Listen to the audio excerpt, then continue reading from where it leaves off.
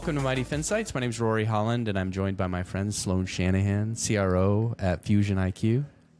Hey, Rory. How are you? Awesome. So glad you're here. I'm happy to be here. What a beautiful weekend in Austin. Awesome. Good. I'm so glad you came. I know you're busy, so thanks for sitting down with us. Of course.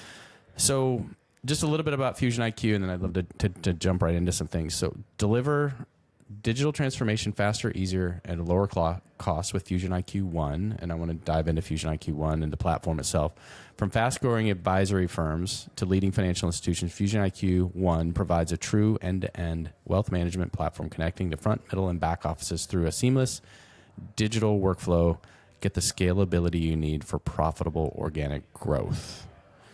We're going to get into all that stuff. But so before we do that, though, I wanted to jump into where's home? I know this answer, but when you tell everybody else. Why not? Home is Charlotte, North Carolina. And is that home for original home, or did you grow up somewhere else? I grew up in Atlanta, and then I was brought to South Carolina, went to Clemson, go Tigers, and made my way to Charlotte right after school, and then recently moved back. I miss the hustle and bustle of having all the banks and the fintech community around me, so I'm very, very happy to be back.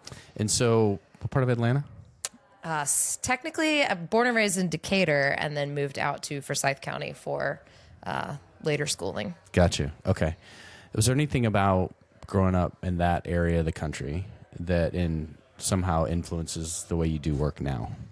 Oh, that's a fantastic question. Absolutely. I think I was very fortunate to grow up in an area with a lot of, I guess, what I call high-performing individuals, right? You've got Coke, you've got Delta, you've got all types of businesses coming in and out of Atlanta, all raising their kids where I was being raised. So I had a really, I guess a beautiful grouping of people where I got to see adults and businessmen and women, really, really changing industries and driving things. And you're just around a lot of people who have clear visions of who they want to be and what they want to do. And I definitely think that influenced, A, my work ethic, and B, just what I wanted to do in life and business. And I got a beautiful picture of what was possible. Yeah, that's cool. But there's something else about you that you're an athlete, a competitive athlete. So when did you get started playing golf? So my dad worked internationally when I was little, and he would many weeks away, a couple weeks at home kind of style engagements that he would be a part of. And when he would come home, my mom was like, you gotta get her out of here. She's about to drive me nuts. So I started going to the range with my dad when I was 3. And then we started playing together there shortly thereafter, and I started competing at 6. Oh boy. So you've been competitive golf for a long time. Yep. And how did Clemson come into the picture? So Clemson was I never thought that I would ever wear orange and purple together. It's an important disclaimer. I'm still not certain I love the color combo, but I wear it anyhow now. There's not many Power 5 programs in the NCAA that don't have all sports. Clemson was a very unique opportunity to start a program. So we had the #1 recruiting class in the nation my freshman year, went in with several other women that I grew up playing golf with, and it was just a really unique opportunity to be part of starting a program, and that you don't get those opportunities every day. So it was really, really cool, something extremely special, and we got to establish a precedent for what that program was going to look like, and in perpetuity. Yeah, that's cool. What is it? What's an experience like being a collegiate athlete and having to go to school? Because you're playing 2 roles, and they're full-time jobs, most of them. Yeah, you very quickly learn time management. I think in some regards it's great, in some regards maybe not so great, but it makes you grow up. It makes you take extreme ownership and accountability of your time and your performance. And there's expectations of physical performance in terms of your sport, and there's expectations of academic performance. And if you aren't doing well in both in some capacity, it's stressful. So it really teaches you to balance and prioritize.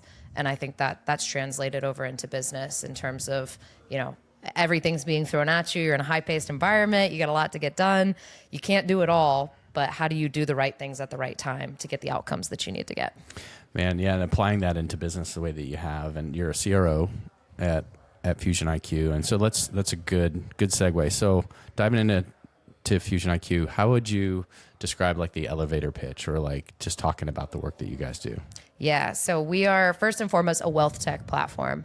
And our goal and our mission is to get more people involved early and often in their wealth journey, right? So really providing, banks and credit unions is probably our strongest market right now, finding ways to continue to get traction in the RIA space, the registered independent advisor space, and then, partnerships with IBDs and other independent broker dealers, trying to watch my acronyms here.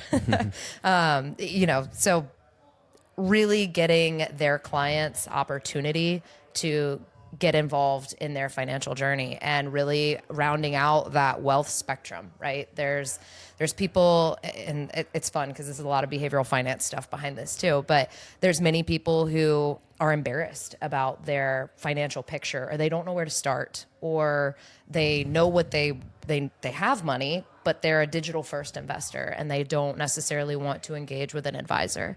So our solution really meets all of those different people at those points in time and allows the institutions that we work with to garner more people into their environments, be stickier with their clients, understand the picture of their clients, cross-sell, right? There's a beautiful story in our product where we get to find out what people are investing for, right? We can help clients mine opportunities within the brains of their customers for who's saving for a house, who's saving for college, who's doing what. So I think it's a very powerful tool in helping our clients better understand their clients and give them more opportunity. No, that's great. I've certainly been pretty open online about some of my experiences as a younger person and as a business guy too. And you and I talked about professional sports with my son being a professional athlete too, and the commitments that families make, and being open and honest, me personally, and just trying to make good financial decisions. And so I really like the idea of being able to bring that type of technology to banks. And in that case, I just wanted to understand, you mentioned RIAs and other markets that you serve. Is there a particular hierarchy when you think about the priorities? As an early stage company like you guys, are you prioritizing banks first, or is it kind of all going after all those different market segments all at the same time? I would say banks and credit unions are 1A. Yeah. Definitely the 1A. And it's because the story is more profound and the data is already there. It's a significantly more fluid approach in they have the infrastructure set up, right? They have online banking, digital banking, and we have modalities of embedding within that make it a little bit more cohesive than some of those other markets. But our technology team has done a brilliant job of finding ways to modularize the platform where we can bring elements of what we do well to those other markets. And that's really what we're exploring and figuring out right now is, hey, we have a really powerful utility within our platform. How do we make sure that we serve those markets well and we're actually meeting the business needs and helping them solve critical problems? Yeah, and how are you addressing, this is something that comes up a lot in my conversations, and the notion of fintech, the word that we use in this industry, most people don't understand that. Of course, the banks and credit unions are inundated with companies trying to sell them fintech or different software solutions. How is the Fusion IQ brand being received right now, and what are some of the challenges that you're working through to make sure that you get through all that noise to reach them? Great question. And I think it's one of the beautiful parts of our community, and the frustrating part of our community is there's a lot of us and there's a lot of great ideas, but you have to be right place, right time, right problem. So for us, we are really trying to, I want to make sure I give you a really good answer here on this one. We are trying to make sure that we overcome the notion that I don't need that and I don't serve those clients, right? So the generational wealth transfer that we're currently experiencing and we're about to experience even more of, we run into a lot of prospects that say, well, I don't have that type of client, or I don't serve that type of client. And there's a massive, I'm constantly coaching my sales teams on how do you overcome that objective, right? Like there's a very real situation out there where many of these, as these dollars are leaving these banks and these registered independent advisors, they're going other places. And we're really trying to craft the story and help them understand, how do you keep those assets on book? how do you keep those assets under management?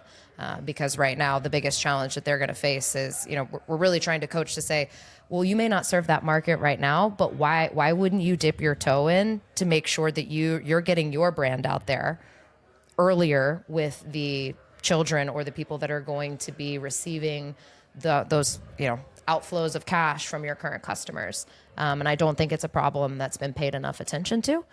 So we're really on a brigade to educate our clients on, hey, how can we help you?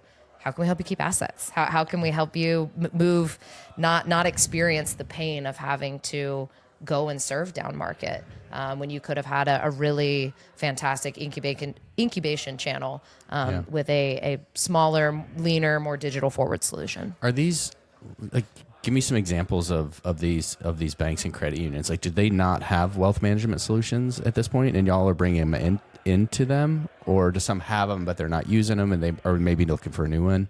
I'm so glad you asked that question. So a lot of the banks and credit unions that we work with are IBD affiliates, right? So they work with LPL, Osaic, Cetera, other of the likes, and a lot of those platforms serve a full service advisor.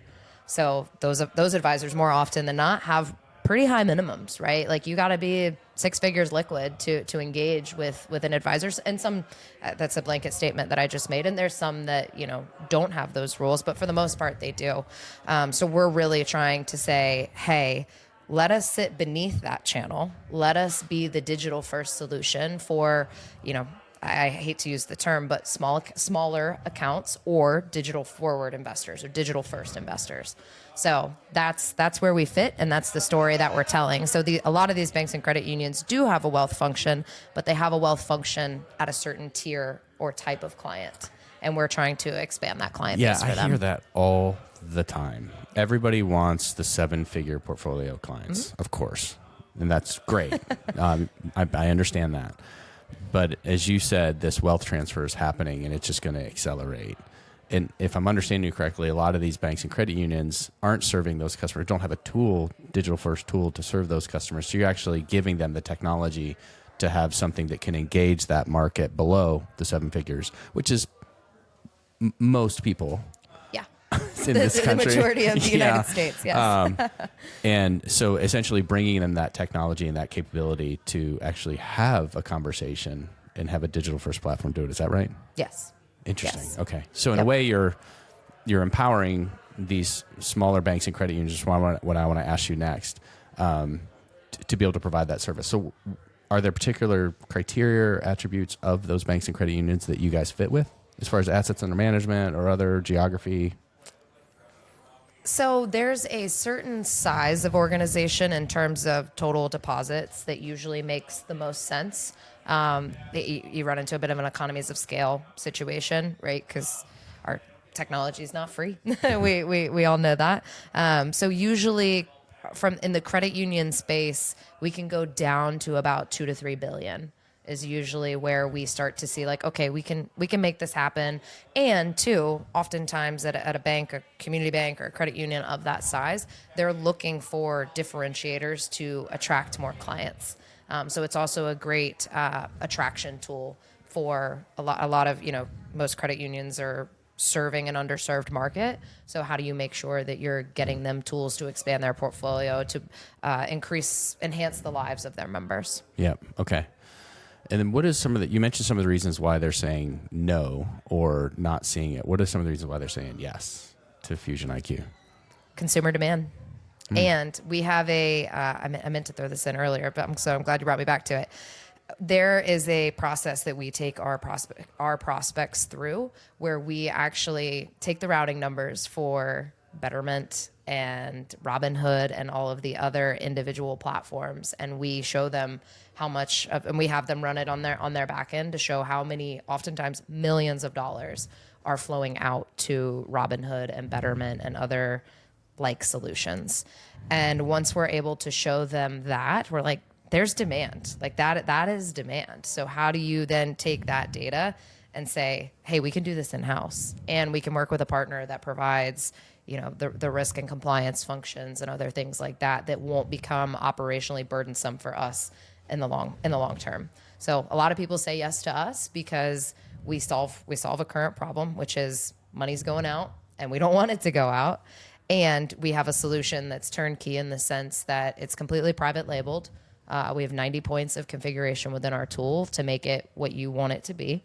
And then on top of that, we have an underlying RIA that allows us to serve as that manager on the back end. So you're outsourcing all of your risk and compliance to us as a provider. So there's no operational burden or overhead other than implementation work, which our technology team has gotten down to a science and they do a beautiful job of. Yeah, and you guys have been around a couple of years, right? Yeah, we took on our biggest client in 2019. Okay, and who was that?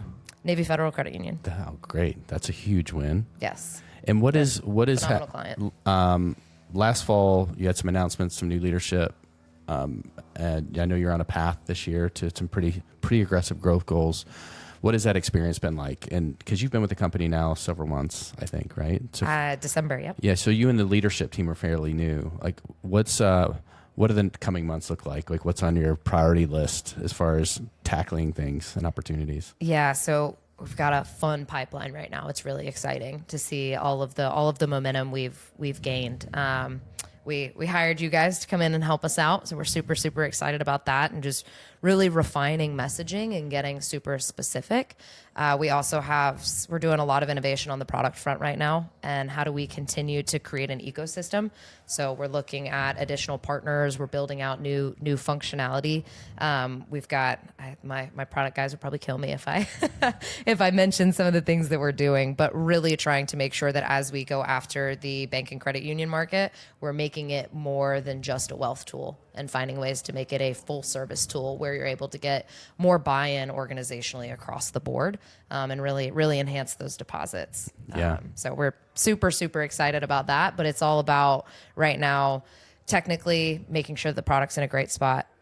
I've had a very unique experience where I actually was talking to my technology team the other day, and they were like, "Oh yeah, we cut cost with our last release because we've just been really dialed in on getting our infrastructure under wraps." And it's not too many times you walk into an organization and hear that. So those are great signals and indicators of just the health of the organization and where we're headed. So product and clients, that's what we're focused on, and we're also working with some really cool behavioral finance players in the industry to help us, really drive out that ecosystem and create more value. So that way we're continually enhancing our current clients' experience and how they can get users onto the platform. Interesting. Behavioral finance. Can you unpack that a little bit? Yeah. So there's actually whole sections of universities now dedicated towards behavioral finance, right? Why do people make the decisions that they make, especially financially?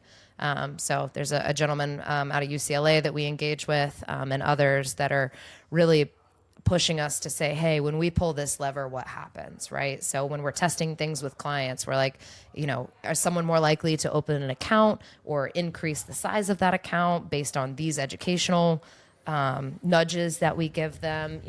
We've been talking about conversational AI at certain points because, what stops someone from investing is what we're trying to figure out.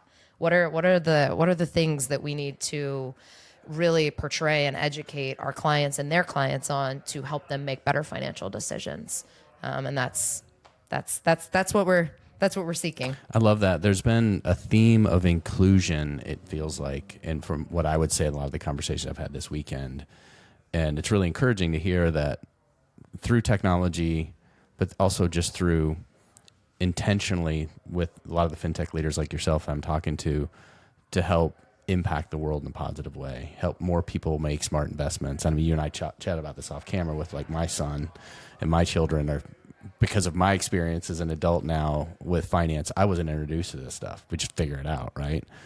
But the fact, I believe this notion of if we can help more people, through the bank's credit user support, help their clients make smart investments to give them financial empowerment, through financial inclusion, through education, like that just makes the world a better place because then we can all make an impact together.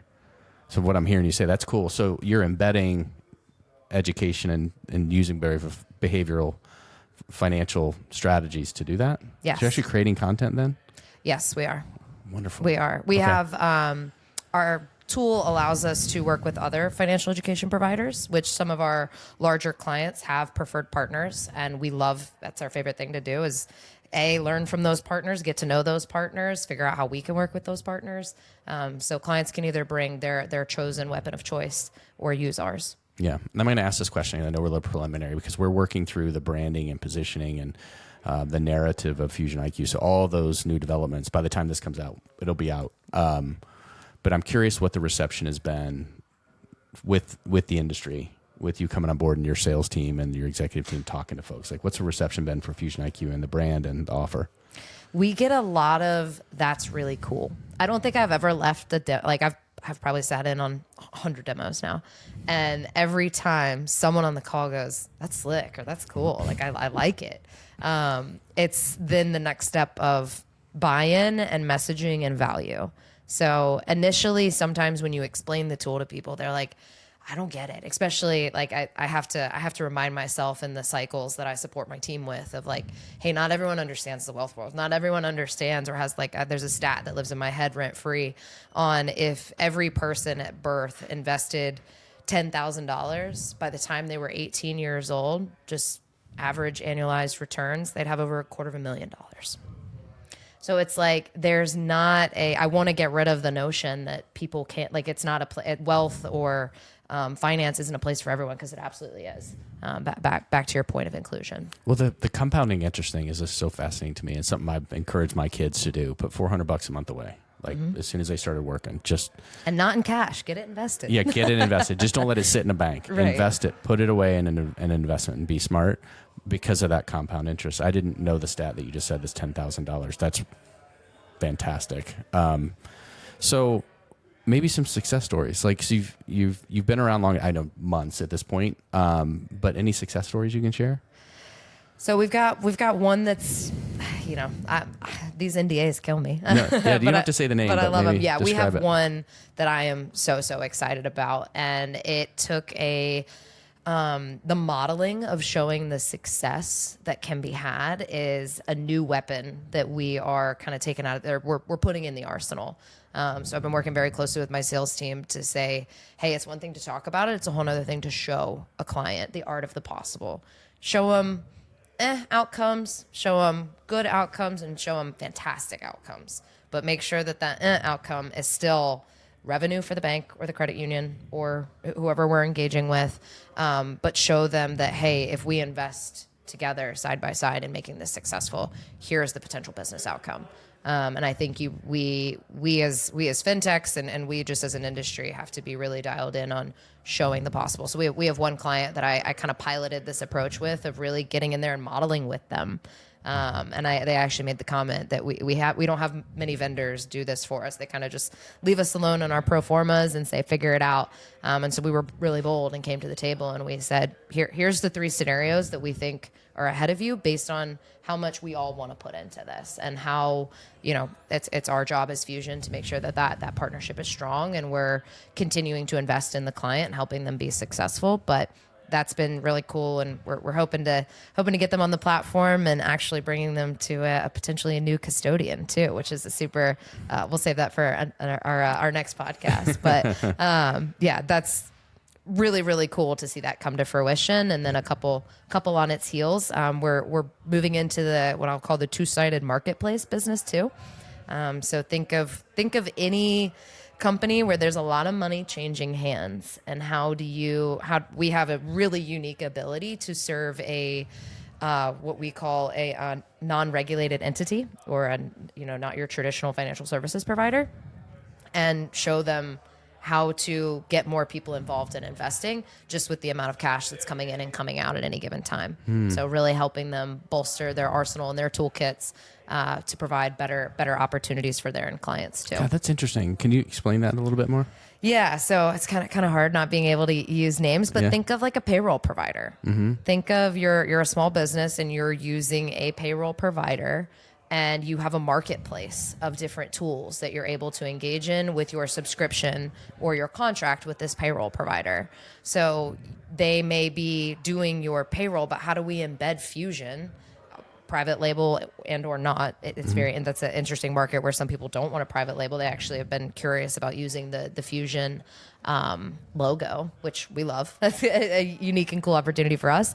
But how do they how do they embed that as an extra tool to recruit more people onto the platform, and also provide most of the time in these instances, these are lean, mean machines, right? They're not your big corporate companies. They're a little bit smaller, but they need these services. And how do we give them a competitive advantage in providing a more full suite of financial products? So it's been a really, really cool fit, and a lot of great conversations in that arena right now. So interesting.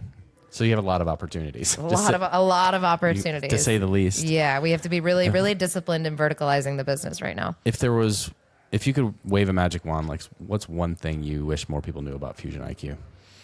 Oh, I wish they knew that it's not there's a lot of money to be made with the platform as a client of ours, but the value that it brings to a client when you invest in the educational part of it, and you do the campaigns and you do the marketing and we work together, it is so powerful and attractive. It really, really is. I wish that people could understand the stickiness that it creates and that more holistic experience. Because I tell the story all the time. I'm a USAA customer, and they recently got I got a check one day in the mail. I guess I wasn't paying enough attention to my my banking portal, but I got a check in the mail for roughly the amount of my brokerage account.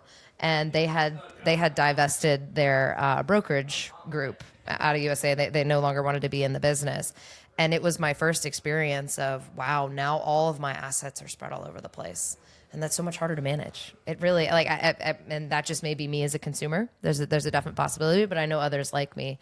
And you really just want to see all of your stuff in one spot. You want to have control and access. So it's one thing that I've been seeking as a consumer. So I kind of have a personal mission behind it too. Yeah, I love that.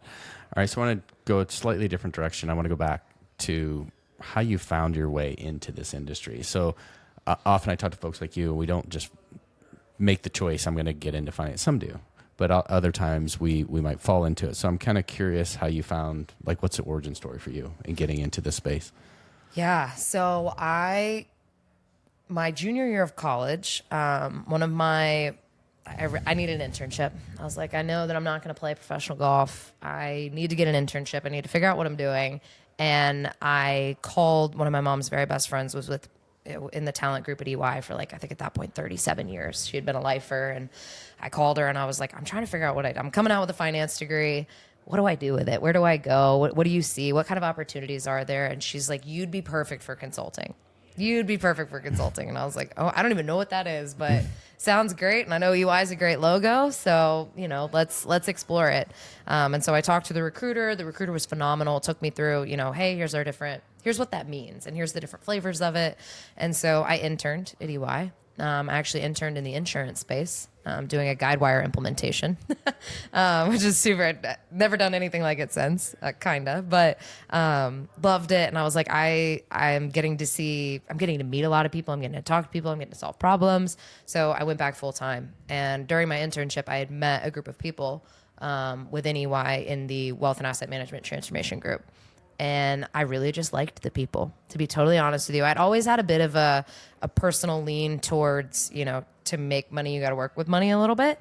And also just wealth is fascinating to me. It's just always one of those things I've just kind of been drawn to. And I don't really know if there is origin there or not, but I've always been drawn to it. So when I got back full time, I immediately, first thing I did when I got my UI laptop at training was, start pinging these people and get me on a project. Help, I don't want to go anywhere else. This is what I want to do. And it worked out. There's a wonderful mentor of mine who she's retired now, but I still see her with relative frequency, that made room for me on a project and got me going. So cut my teeth on a Charles River portfolio management implementation at one of the wirehouses. So that was a baptism into how does money move? Why does it move? How is it managed?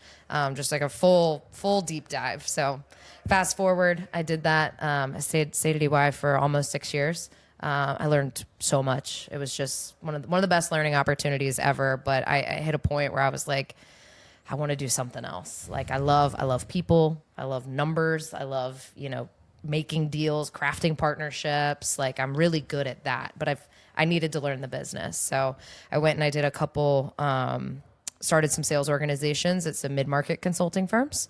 And then Fusion actually came to me. A dear friend of mine who's also heavily involved in the fintech space, threw my name in the hat, and they called, and I had a couple conversations with Pete Chiquino and Eric Knoll, and I was like, this is merging the two things that I am passionate about in my life. I'm getting to work in wealth, and I'm also getting to build sales teams. And those are the two things that I love. So why in the world would I pass it up? So it was kind of like a bit of a homecoming where I learned wealth, then I learned how to build high-performing teams and start things from scratch. And now I'm getting to merge both of those with Fusion. Wow, that's cool. Yeah. Great journey. So you mentioned a mentor or someone who influenced you. What is it that she taught you, would you say, that's still with you today? Oh, man. She's taught me quite a bit. I think the one thing that I cling to the most is be good to your people. Be good to your people. Take care of them.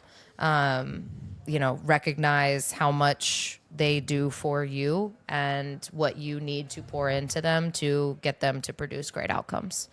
That and nothing in life comes easy and or free. She's just one of those people. Her name's Kelly Hines. I'll drop her name, but Kelly really, she was just an incredible woman, but relentless, like just so relentless in her pursuit of, doing phenomenal business and doing it really, really well. And also just people flock to her. People just enjoy it. She was hard nosed, but at the same time, kind and loving and supportive when she needed to be. And it was a beautiful balance of, hey, you better work hard, but at the end of the day, we're gonna love on you no matter what. Oh, that's wonderful. Yeah. What a gift. Yes. So what's one lesson from your competitive golf days that you still kind of guides your work today? Mental resiliency. If I had to put it in a phrase, it is the resiliency of you're going to fail and you're going to have bad days where you don't perform, but it's figuring out the lesson in that instead of taking it on as a failure. I think that, and that's hard when you're young, but the older I get, the better I get at it, is being like, that wasn't a failure, that was a lesson. And you have to, if you want to continue to be good at it or get better at it, it's not I failed. It's I have to do it differently next time. Or I have to process that. I have to put a different meaning behind this. This isn't,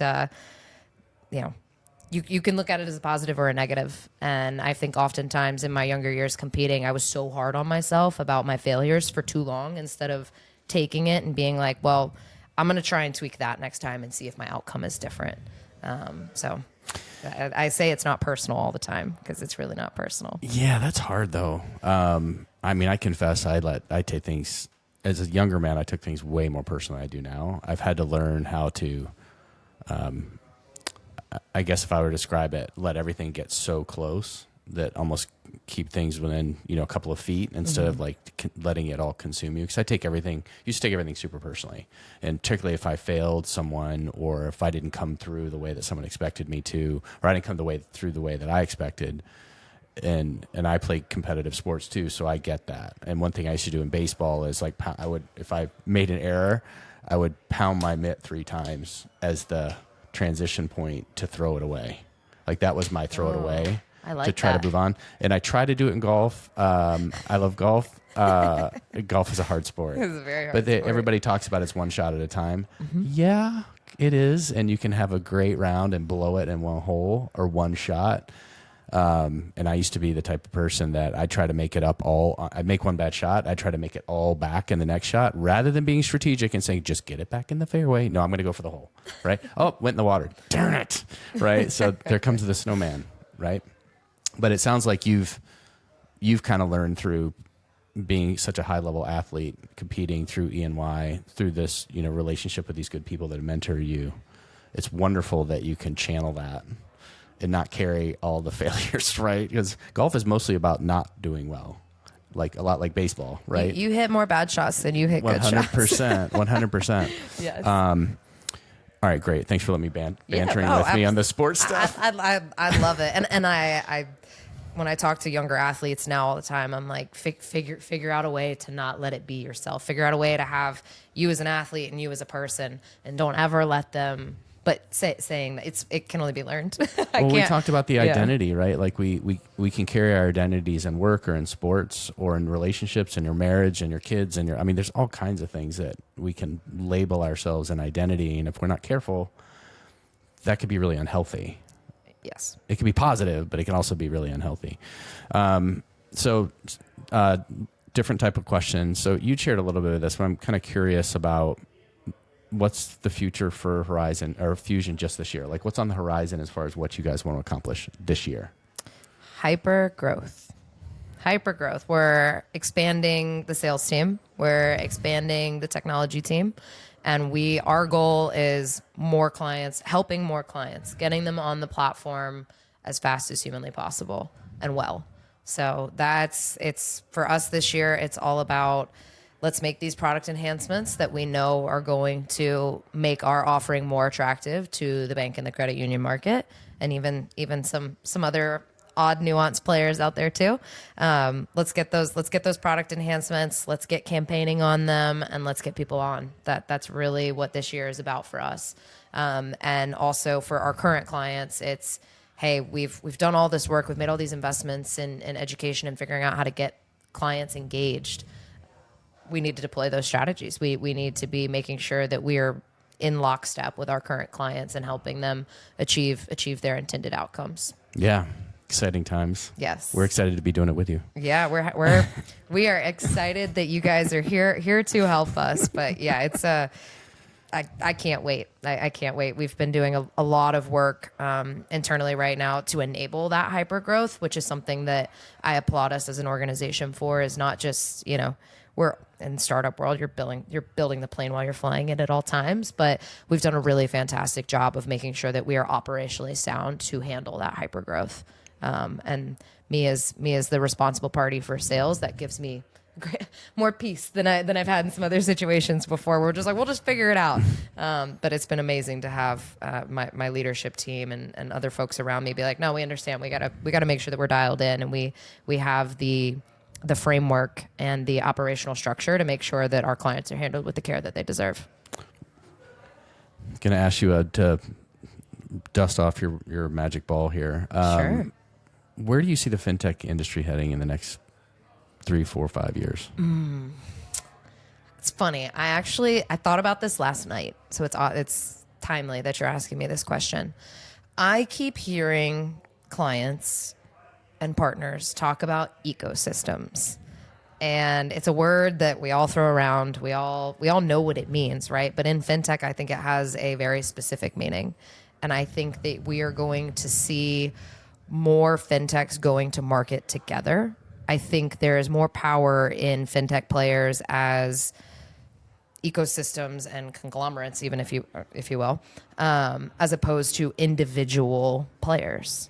So I don't want to call it consolidation, because I don't think there'll be a ton of M&A activity per se, but I do think that we will start to see players really getting more creative with the number of solutions that we can embed with one offering. So I deal a lot with procurement teams. They're all wonderful. They're great.